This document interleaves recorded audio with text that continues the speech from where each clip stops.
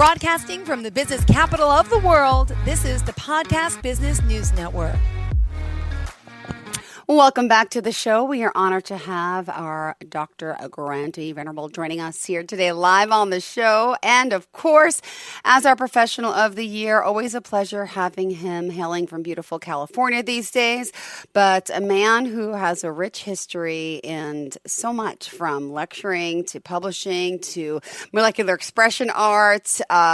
It's ecstatic that he's here joining us to talk more about, the work he does and giving us insight into the work and all that he's accomplished. And there's a lot to him. So I'll have the man of the hour introduce himself. Say hello.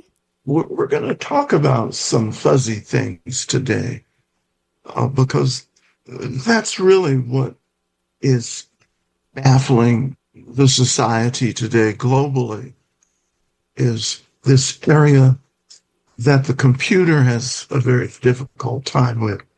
And everyone that's afraid of artificial intelligence may be fearing nothing because the computer cannot think like people yet. But I ran across an article after the podcast last time. I was going through articles that I've been saving for years, and this was an article from 1989 by a fellow named Les Ernest. And Ernest has a very interesting background. Mm-hmm. And as I went through this very lengthy article, it's entitled, "Can Computers Cope with Human Races?" And I know I read the article probably in the 80s or the early 90s when it first came out, but I saved it. And it is right on target for things that we're trying to deal with today. So, does that sound like a good idea, Jill? Of course it does. Bring it on. Thank you so much. Okay. I'm going to, I think your person of the year has some other elements of traits, properties of interest. And one is that in high school, if you'd asked most of the students, people would have said, I'd probably become a stand-up comedian when I grew up. So this may tap some of that ability because the comedy here is so interesting, so graphic, and yet it's so real and it's serious. So I'm going to read just a few little excerpts from a Les Ernest article, "Can Computers Cope with Human Races?" And he starts by saying, and trying to apply a computer to a task that humans do, we often discover that it doesn't work. One common problem is that humans are able to deal with fuzzy concepts that don't have sharp definitions to them. But computers can't do that. They need precise representations, and it is hard to represent a fuzzy concept in a precise way. However, if we look closer at such tasks, we often discover that the weakness actually lies not in the computer, but in ourselves. That we didn't understand what we were doing in the first place. And one of those great areas is the area of race.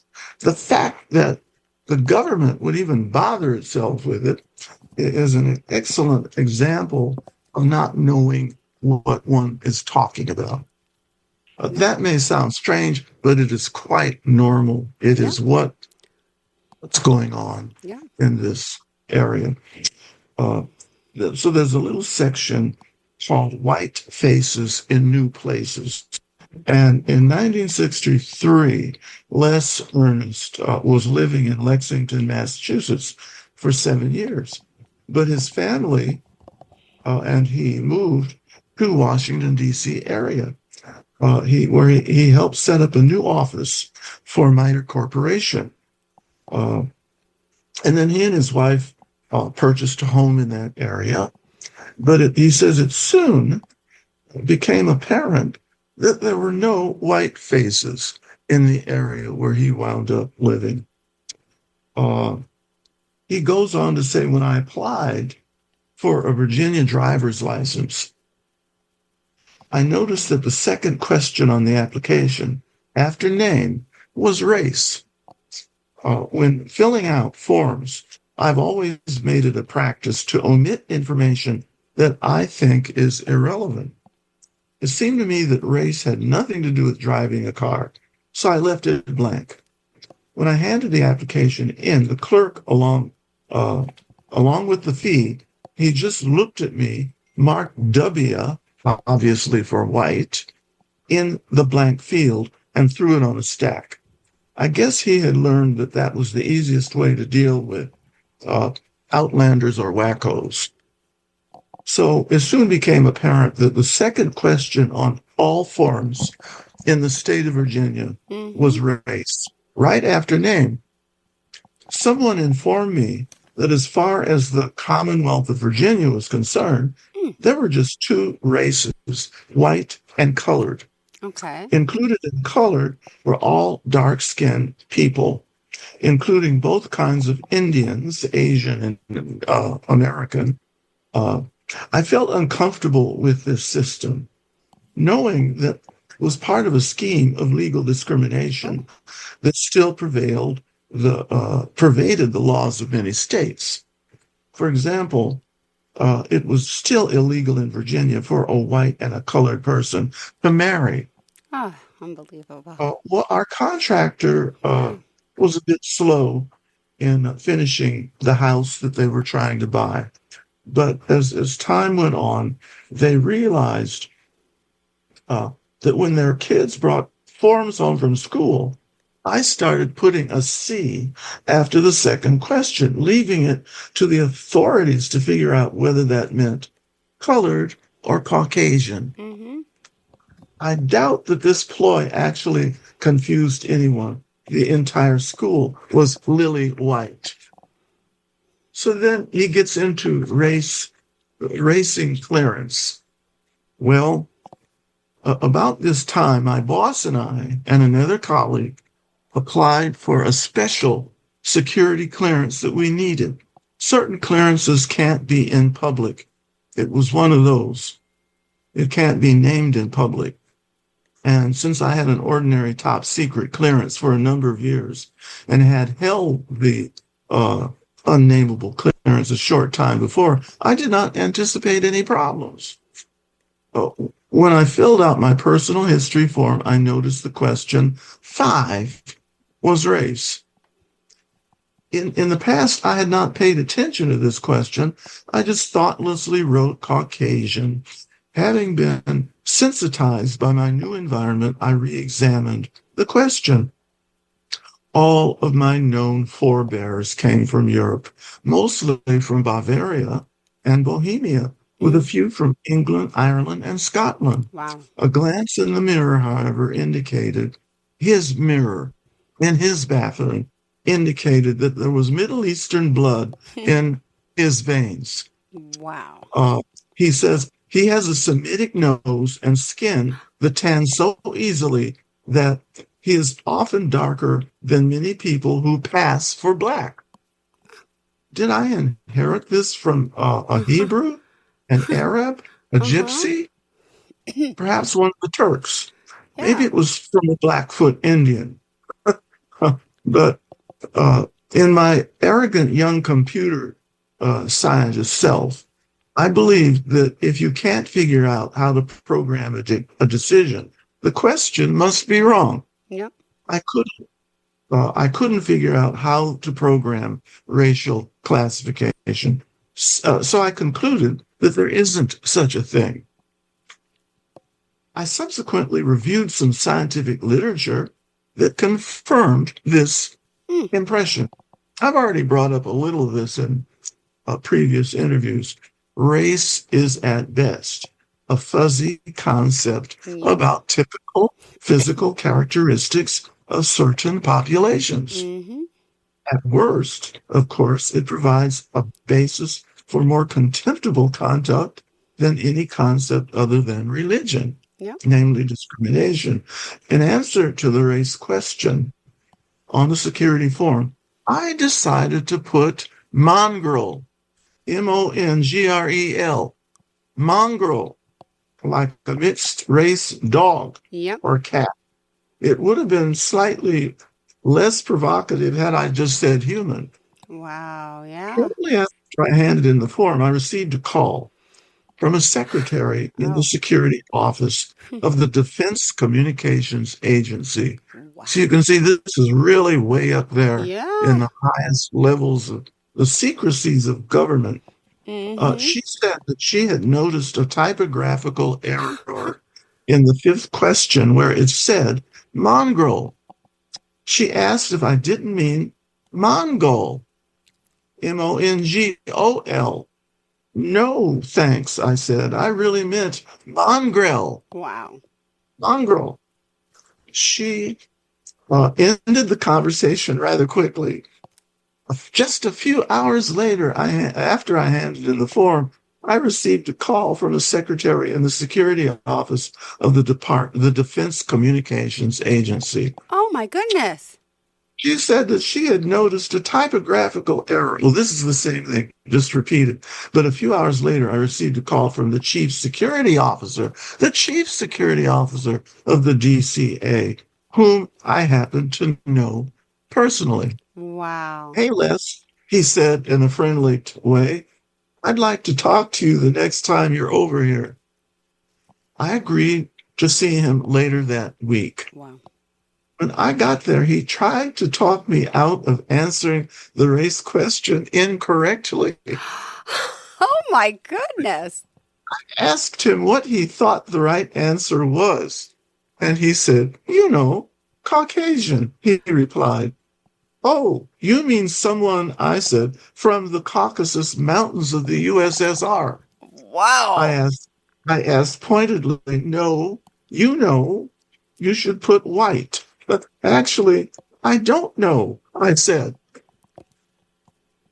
We got into a lengthy discussion in which he informed me that as far as the Defense Department was concerned, there were 5 races: Caucasian, Negro, Oriental, American Indian, and Pacific Islander. And that was, of course, back in the early 1960s. That's what they thought. Yeah. I asked him how he would classify someone who was, by his definition, 7/8 Caucasian and 1/8 Negro. He said he wasn't sure. I asked how he classified Egyptians and Ethiopians if he wasn't sure. That's what he said. He wasn't sure. I said that I wasn't sure either, and that mongrel seemed like the best answer for me. Mm-hmm. He finally agreed to forward my form to the security authorities, but warned that I was asking for trouble. Oh. Yeah. That has implications on many things we've already talked about Yep. on this podcast. Mm-hmm. But this one is stimulated by the confusion of race. I mean, the way that we create computers these days is related to that question. Now, it comes to a question of stability. I knew what to expect from a security background investigation.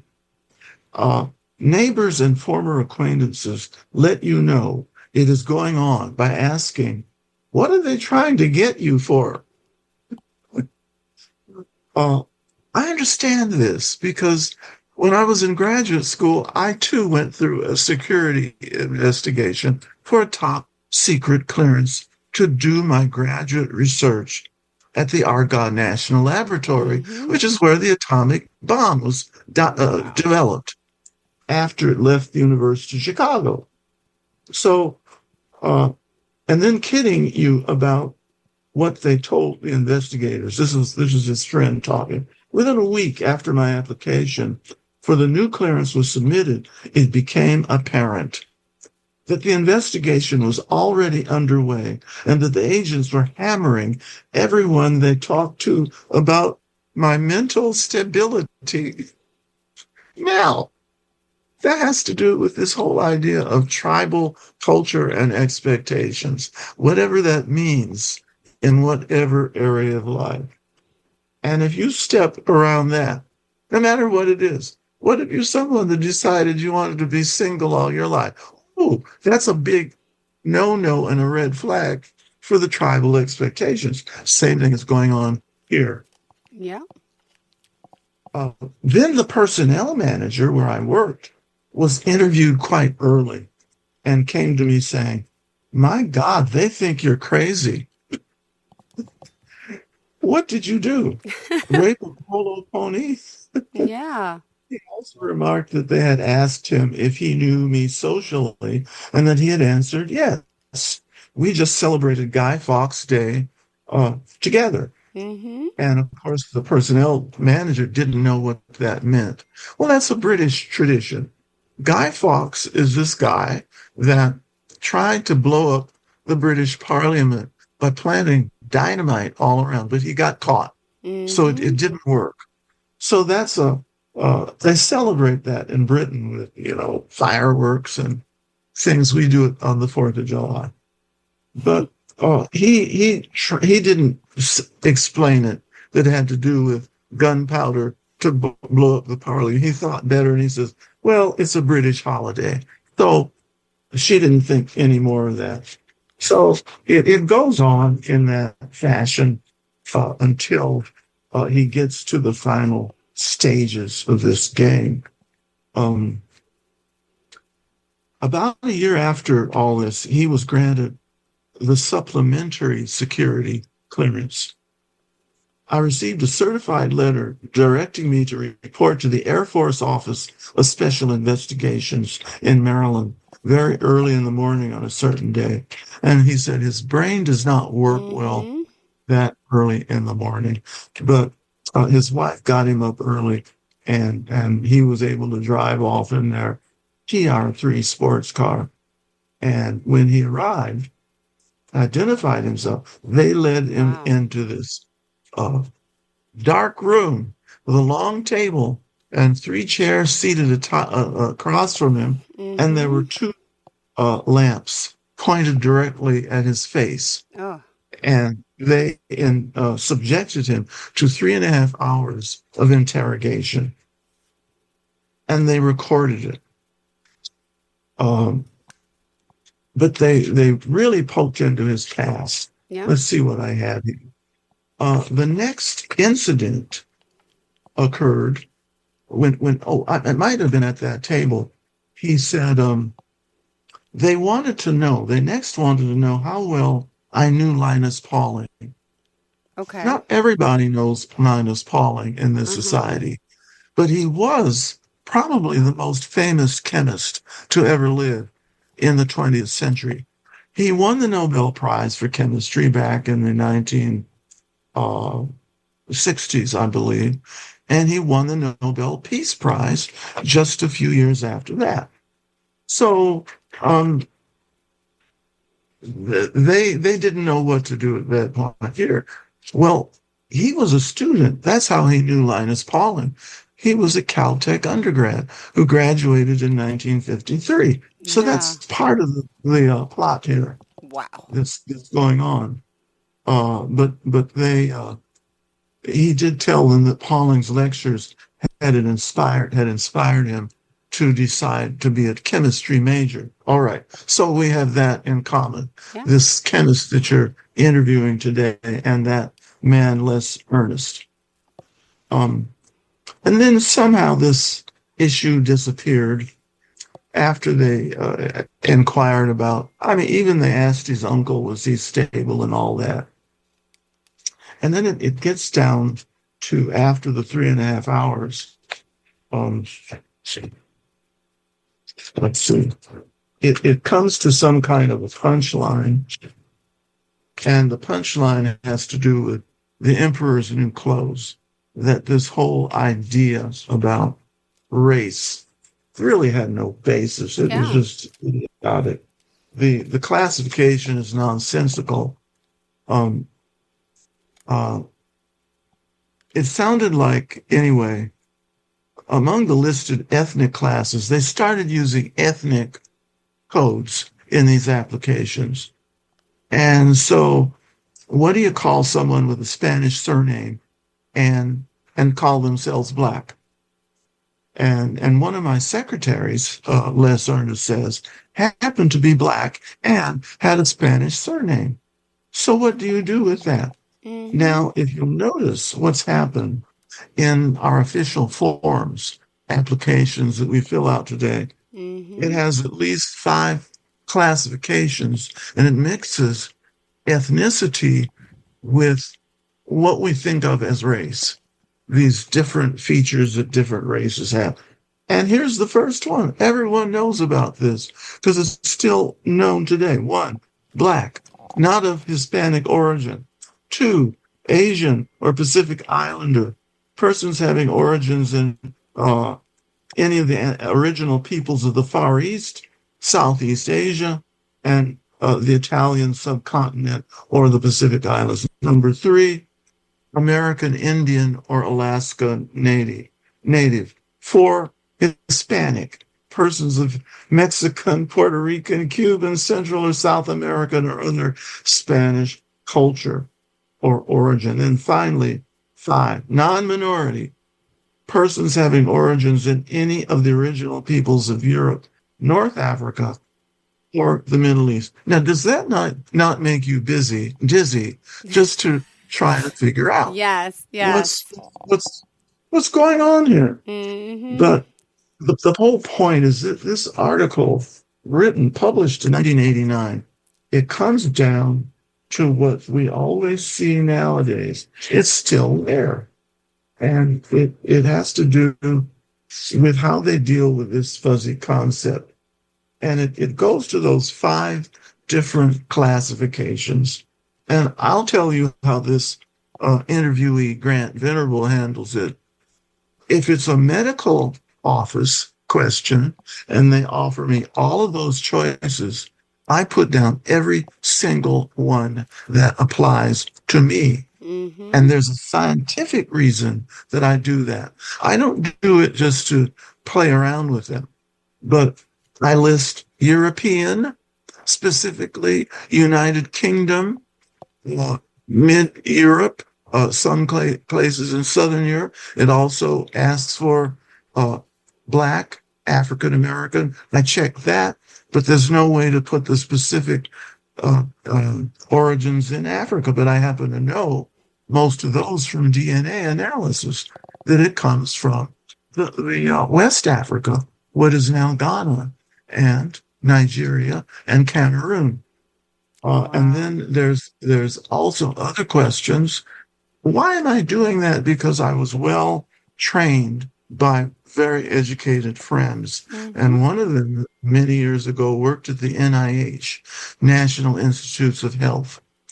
Kathleen Rand Reed said that the medical field, particularly of tissue transplant, finds it so difficult to find matches because the question process starts with, okay, what is your race? Well, usually the questioner writes down what they see or think they see. And that's important to highlight, what they think they see. And if you look like a garden variety Caucasian person, that's what they put down. They put down white or Euro-American. Yeah. If you look like a Hispanic person, whatever that looks like, I know. that's what they put down. But this is just, again, complicating the issue, and it doesn't really get to the issue they really need to satisfy. They need to go, according to Kathleen, to the village area that you grew up in or you had ancestors from 100 years ago, and start your search there. And they take your blood analysis, and you're going to find ancestors in these little villages, and they have a way of testing tissue. Well, they don't look for race anymore on those unless they're absolutely stupid and stubborn. They actually follow the tissue trail, and they look for people that might be categorized in our stupid race system, race and ethnicity. You might be related if you're a Caucasian. Yeah. whatever that is. You might be related to an American Indian from Mississippi. Absolutely. Exactly. Or Or an you might be African related to American from someone, yes, of you might course. be related to someone who was an African American slave 100 years before that. But that's how they zero in on the right match for a tissue, because it might not be matched to that racial stupidity, which is what people fill out by looking at someone. And and that system has not died out yet. But maybe after all of our podcasts that you and I are doing, it'll start to die out.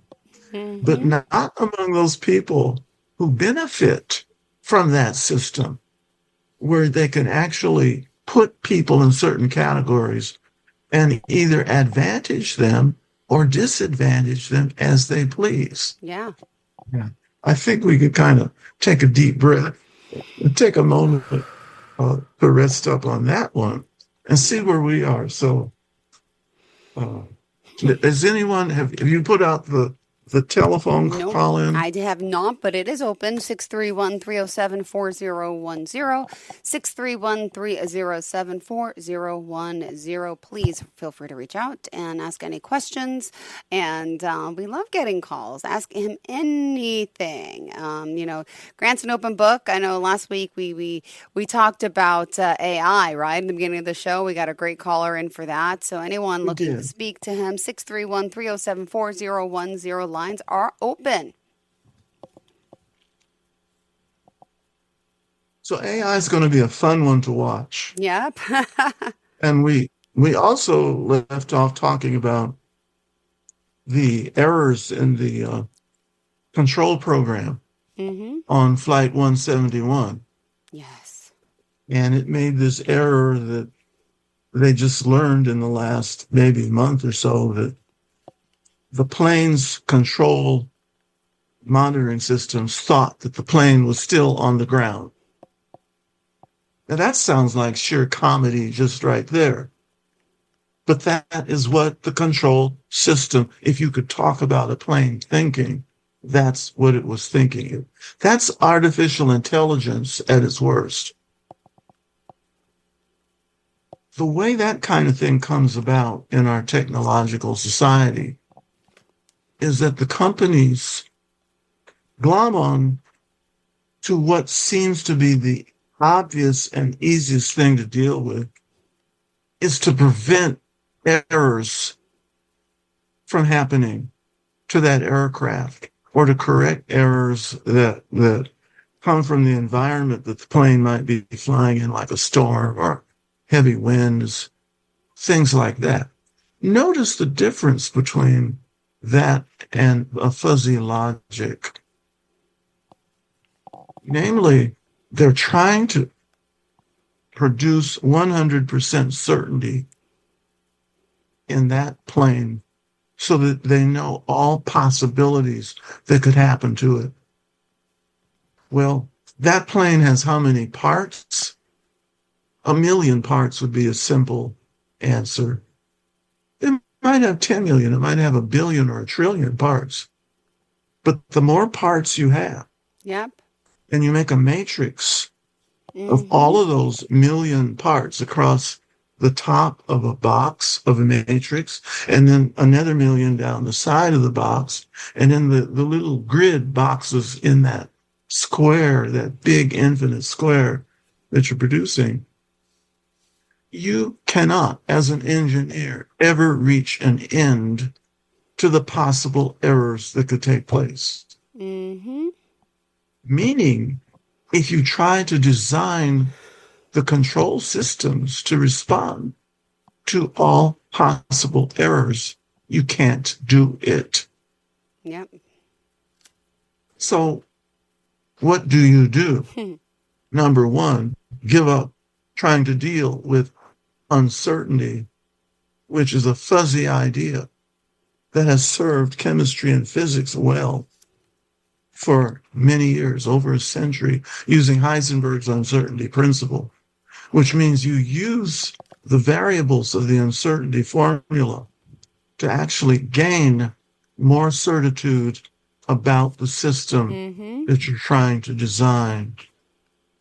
So as far as a human-made system like a ship, an aircraft, a new kind of surgery, whatever it is, you have to design it based upon the principles of a universal system like the universe itself. That's what I want to start to get into next.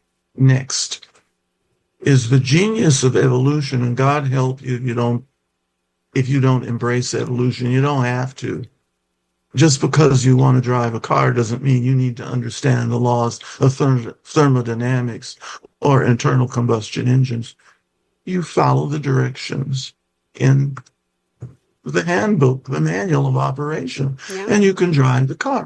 But you don't have to believe in evolution to benefit from the principles that we learn from evolution. And the first principle is not really taught in schools. And that principle is that it took 4.5 billion years for living organisms. Well, it actually took a little shorter than that. Only took about 3.75 billion years for living organisms, one-celled little organisms, to develop. And then another nearly 3.75 billion years for humans to develop in our ecosphere in which we live. Well, one reason those cellular organisms work so well is that they're built, they're created with the ability to combat things that go wrong with them. And we call that the immune system. The only caveat there is if you overwhelm the immune system with too much rich food or too much rich vacations or too much rich entertainments or too much enjoyment of tobacco or other entertainment drugs, as we call them, that system could be thrown out of kilter and not recover. Interesting. But nature didn't have to make a guess about it. Nature used the laws of wholeness, which we understand now.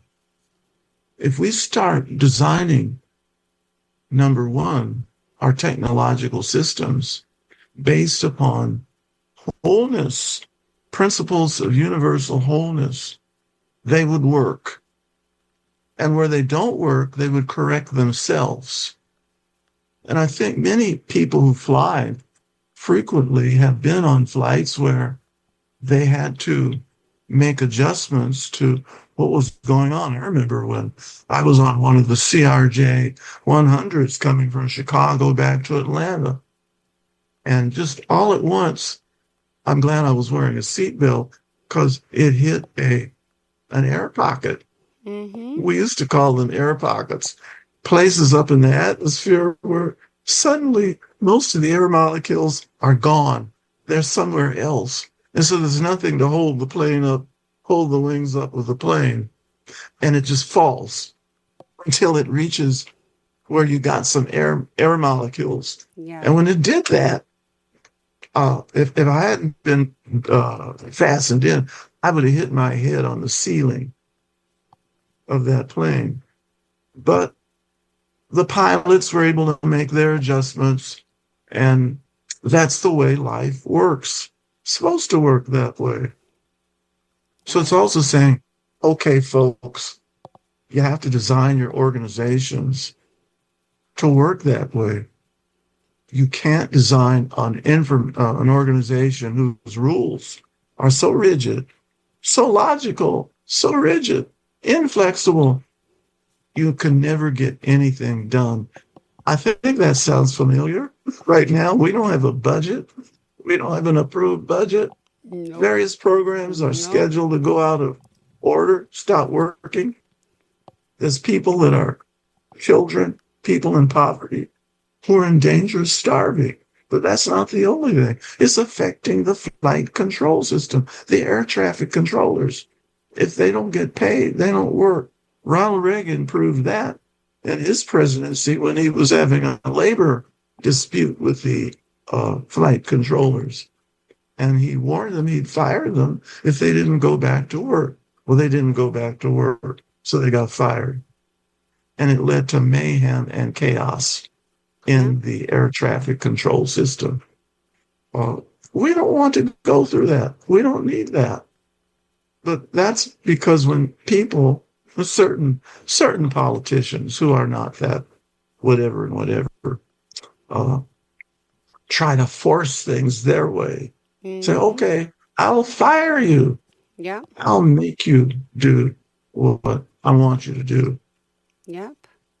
Woof. So that's the big area today that needs what is introduced in my memoir called Footprints in the Chaotic Unknown, which you can find on Amazon's website, on Apple's website, and Barnes & Noble's website.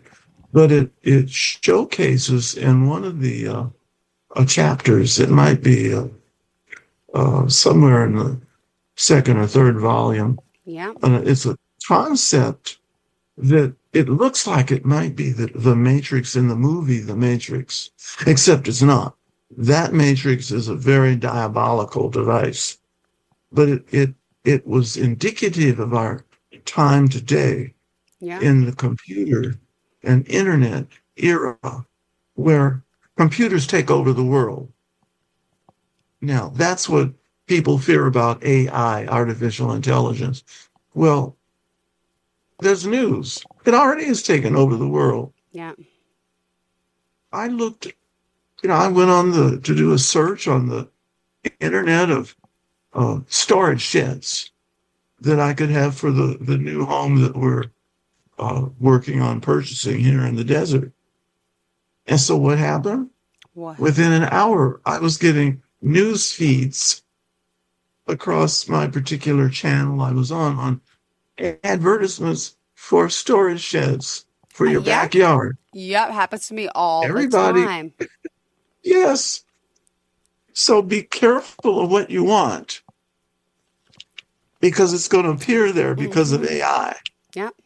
Yes, be very careful what you want.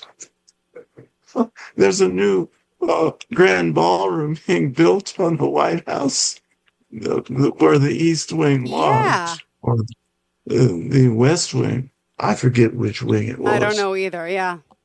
But now, just as a kind of a joke, there's people in the White House staff calling it the Epstein wing. Oh, the Epstein wing. Yeah. Hi. Hold on. Hello, you there? So what was that? Hello. We have a caller. Hi. Oh, a caller. Okay. Hello. Welcome to the show. So I just felt like you have such a like an interesting family background, sir. So like growing up, did you have like, if there was like, what are some type of challenges you had to overcome growing up? Oh, challenges. A lot of challenges. What have challenges? to help me. Sure. He was asking what type of challenges you faced while growing up. I'm assuming you listened to the beginning of the show. What is your name, sir? It's Kenneth. Kenneth. So were you listening earlier when he was talking about nationality and background? Yes, ma'am. Perfect. So so the exact question one more time, Kenneth, ask it. Like growing up, because since you have such like an interesting family background, I'd say, what are any like obstacles you had to become over, or like any challenges? Yeah. So what obstacles and challenges have you had to face over the course of, your childhood, especially growing up? I guess, if you want to elaborate on that. Thank you. That's another good question, where nationality gets mixed up with race and ethnicity and language group, cultural group. People will use nationality as a substitute for skin color, race, and ethnicity, what you look like. And people have very often asked me, oh, what is your nationality? You don't look like you're all of this or all of that, and you look like you're a mixture. And I said, well, yes, I am a mixture.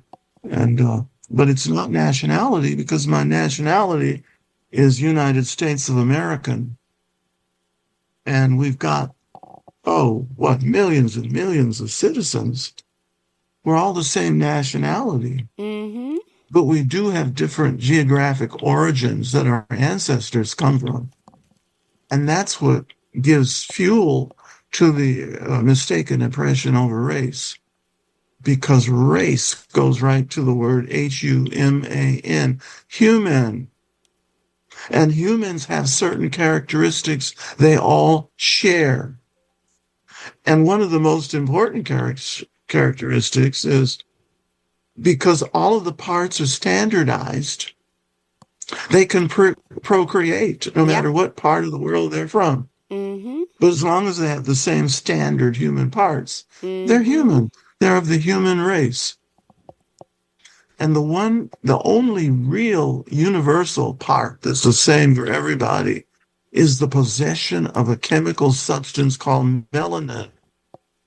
Melanin is synthesized Mm-hmm. in the melanocytes, the melanin-producing cells in the epidermis of the skin.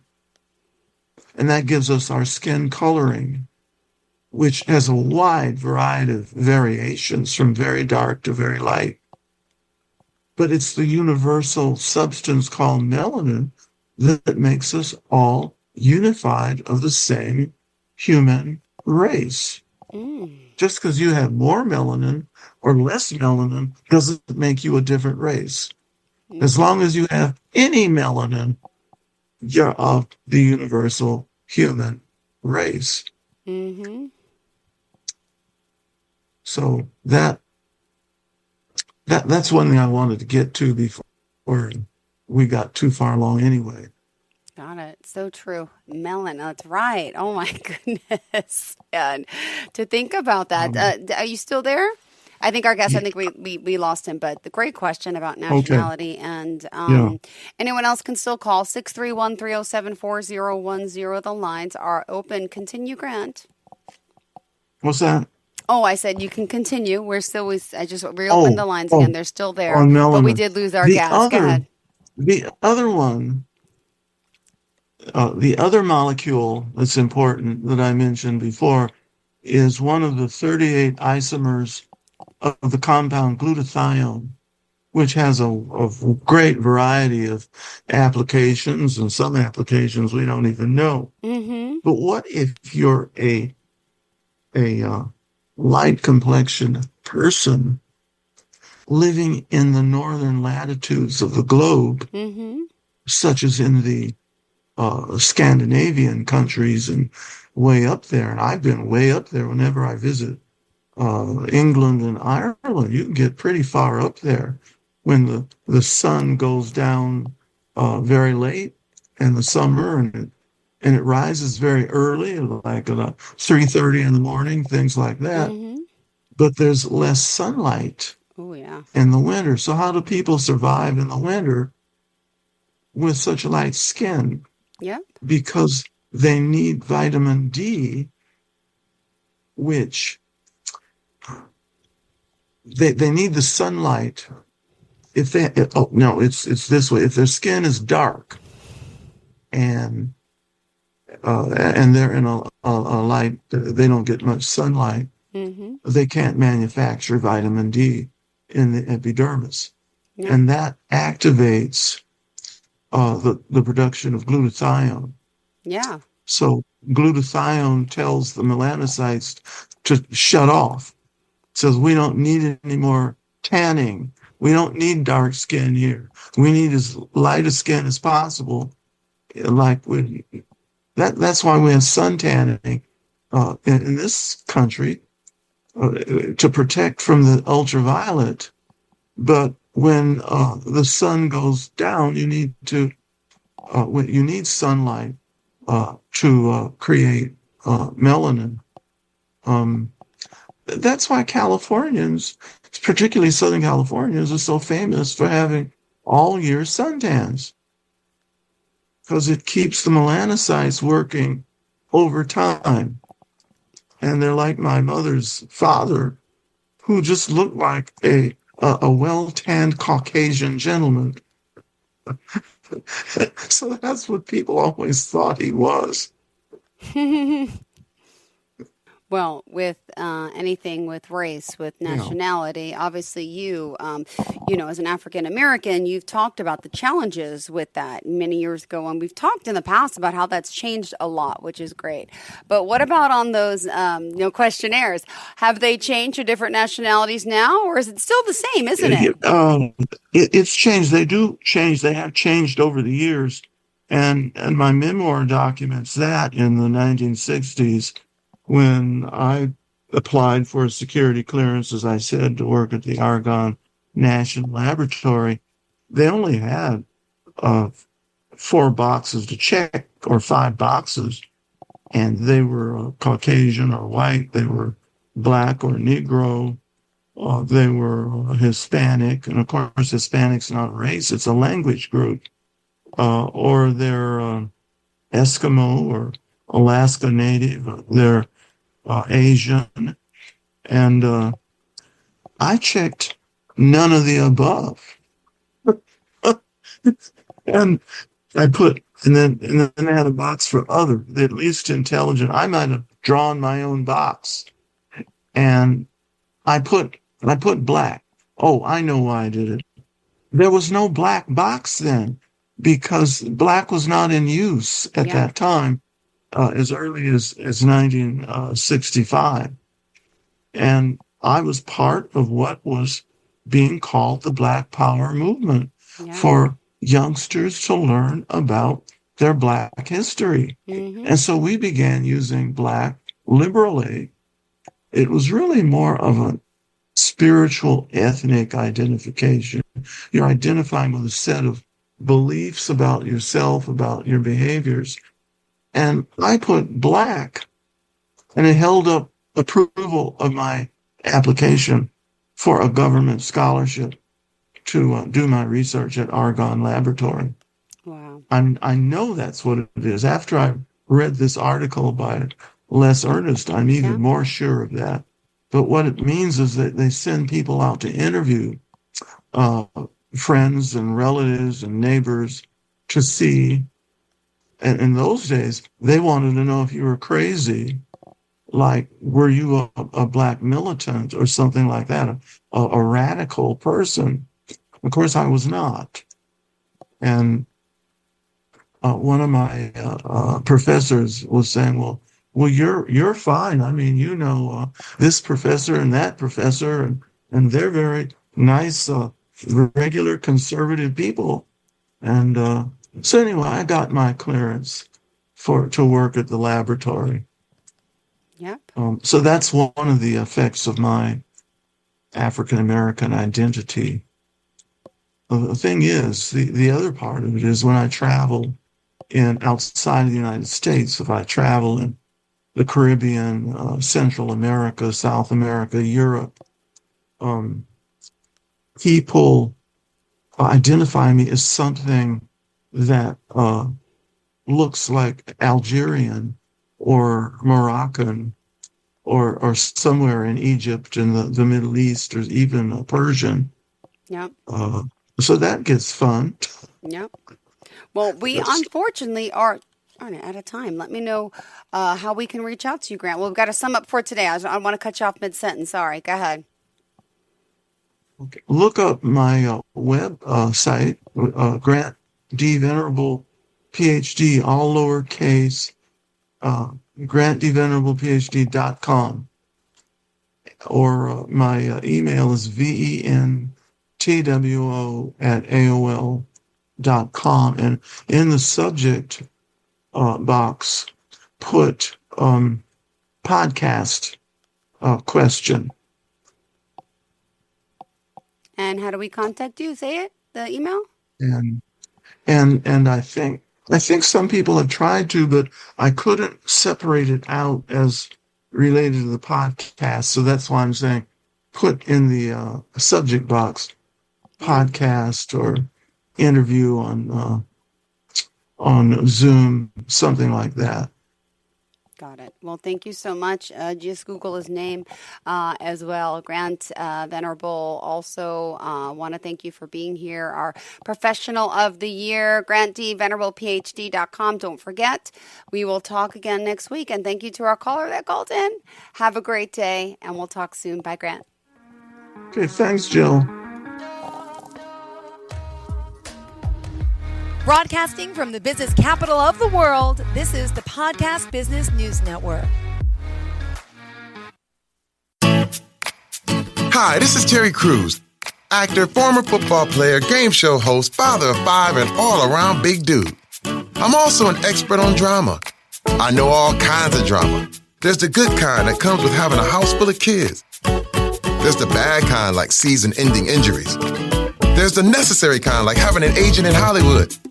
And there's silly drama like the drama around my percolating pectorals. And then there's the drama you can skip. Skip the drama that comes with not having your high school diploma or equivalency. Find free adult education classes near you and finish your high school diploma. Visit finishyourdiploma.org. Or text diploma to 97779. Message and data rates may apply. Reply STOP to opt out. That's diploma to 97779. And leave the drama to actors like me. Brought to you by the Dollar General Literacy Foundation and the Ad Council.